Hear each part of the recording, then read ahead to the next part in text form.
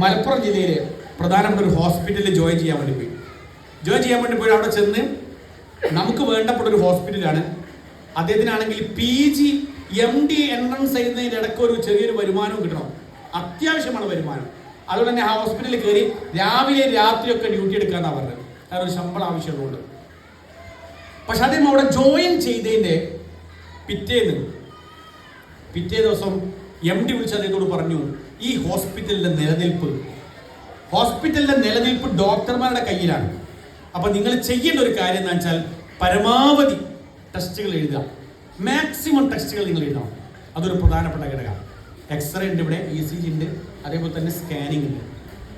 നിങ്ങൾ ആലോചിച്ച് നോക്കണേ, ഒരു ഡോക്ടർ എന്നുള്ള അർത്ഥത്തിൽ അവിടെ നിന്ന് കഴിഞ്ഞാൽ ലക്ഷക്കണക്കിന് രൂപ സമ്പാദിക്കാൻ കഴിയുന്ന ഉറപ്പുണ്ടായിട്ട് പിറ്റേ ദിവസം രാവിലെ റിസൈൻ ലെറ്ററാണ് MDയുടെ മേശപ്പുറത്ത് കാണുന്നത്. റിസൈൻ ലെറ്റർ അദ്ദേഹം പറഞ്ഞതറിയോ, എനിക്കൊരു നിലപാടുണ്ട്, എനിക്കൊരു മൂല്യമുണ്ട്, പ്രവാചകൻ സ്വല്ലല്ലാഹു അലൈഹി വസല്ലം എന്നെ പഠിപ്പിച്ചു തന്നിരിക്കുന്ന ഒരു ആദർശമുണ്ട്, ആ ആദർശം അനുസരിച്ചുകൊണ്ട് മാത്രമേ എനിക്ക് ജീവിക്കാൻ കഴിയൂ.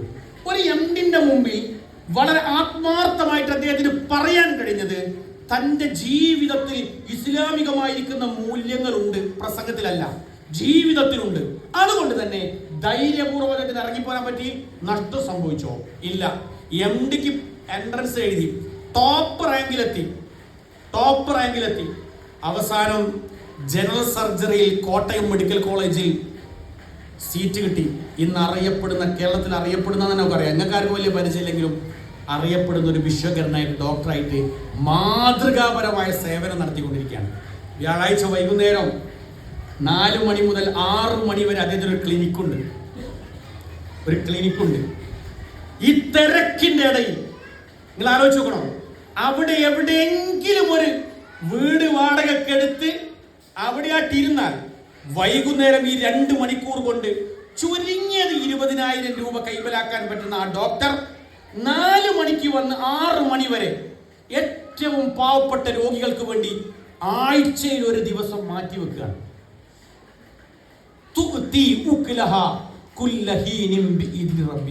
എല്ലാ സന്ദർഭത്തിലും ഫലം നൽകുന്ന മരം. എന്റെ കയ്യിലുള്ള പൈസ തീർന്നു പോവോ ഈ പ്രവർത്തനത്തിൽ വന്നാൽ? ISMൽ ഞാൻ മെമ്പറായാൽ, KNMൽ മെമ്പറായാൽ, പള്ളിയുടെ ഭാരവാഹിയായാൽ? ഇല്ല പ്രിയപ്പെട്ടവരെ, നമുക്ക് പൊതു പ്ലാറ്റ്ഫോമിൽ ധാരാളം പ്രവർത്തിക്കാൻ കഴിയും, യാതൊരു സംശയവുമില്ല.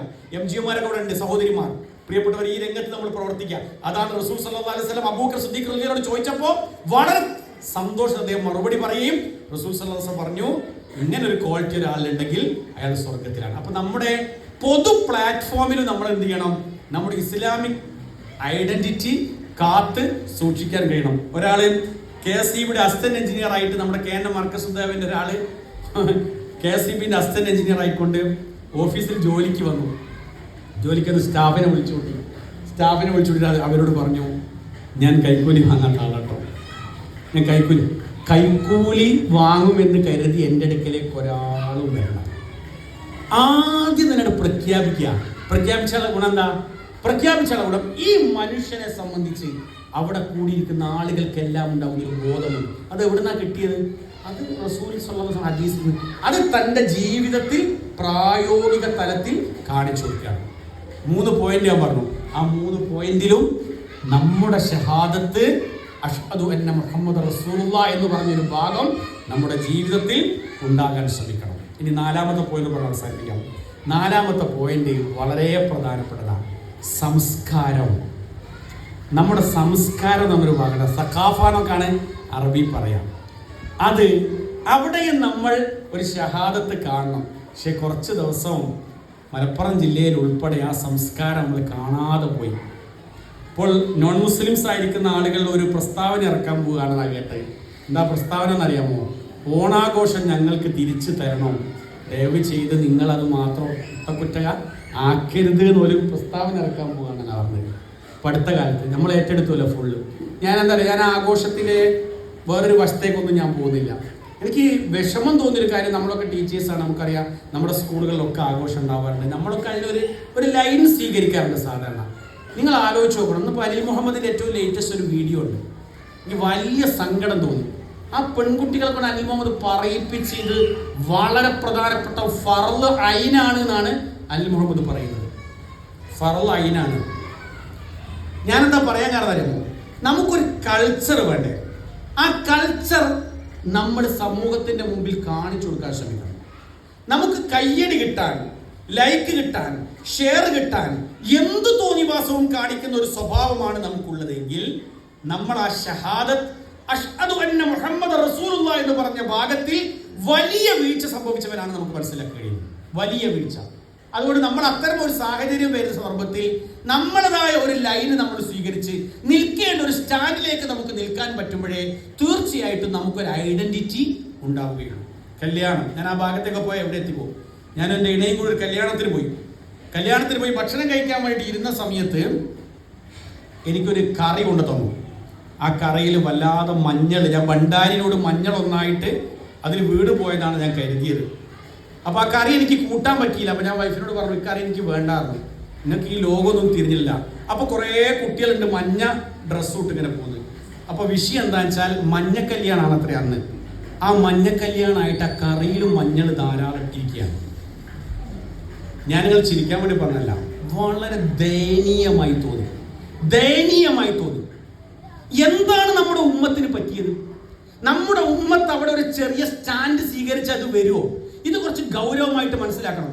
വിവാഹത്തിന് താല്പര്യമില്ലാത്ത പെൺകുട്ടികളുടെ എണ്ണം വർദ്ധിച്ചു വരുന്നു എന്ന് പഠനങ്ങൾ പറയുന്നുണ്ട്. ഒരു ചെറുപ്പക്കാരൻ പറഞ്ഞു, അങ്ങനെയൊക്കെ ഉണ്ടെങ്കിലും വല്ലാത്ത പ്രയാസമുണ്ട് എങ്കിൽ പോലും എനിക്കൊരു വിവാഹം ചെയ്യണമെന്ന് ആഗ്രഹമുണ്ട്.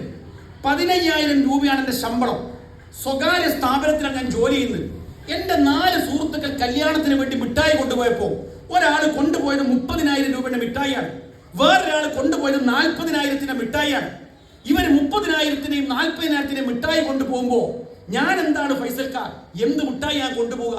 എനിക്ക് ഈ മിഠായി കൊണ്ടുപോകാൻ പറ്റിയിട്ടില്ലെങ്കിൽ ഈ പെൺകുട്ടികൾ എന്ത് കരുതും, എന്നെ പറ്റി എന്തായിരിക്കും ഇവരുടെ കാഴ്ചപ്പാട് എന്ന് ആ സുഹൃത്ത് വളരെ ദയനീയമായിട്ട് എന്നോട് ചോദിച്ചപ്പോൾ ഈ സമൂഹത്തിന്റെ പോക്കിനെ പറ്റി ആലോചിച്ചപ്പോൾ വിഷമമുണ്ടായി.